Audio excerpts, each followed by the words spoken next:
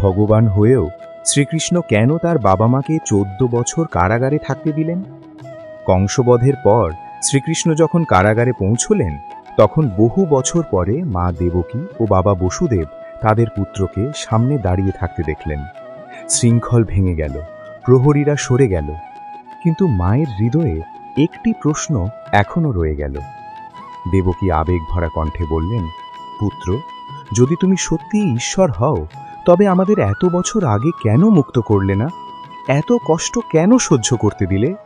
শ্রীকৃষ্ণ শান্ত ও গভীর স্বরে উত্তর দিলেন, মা, এই জগতে প্রতিটি কাজ সময় ও কর্মের নিয়মে হয়।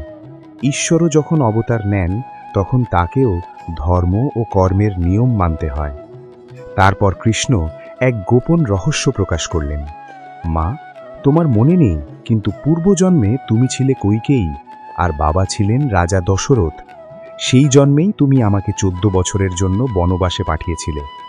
এ কথা শুনে দেবকী বিস্ময়ে স্তব্ধ হয়ে গেলেন। তিনি জিজ্ঞেস করলেন, তাহলে সেই জন্মের মা কৌশল্যা কোথায়? কৃষ্ণ মৃদু হেসে বললেন, তিনি এই জন্মে যশোদা হয়ে জন্মেছেন। যে মাতৃস্নেহ তখন পুরোপুরি দিতে পারেননি, এই জন্মে তিনি আমাকে তা ভরে দিয়েছেন।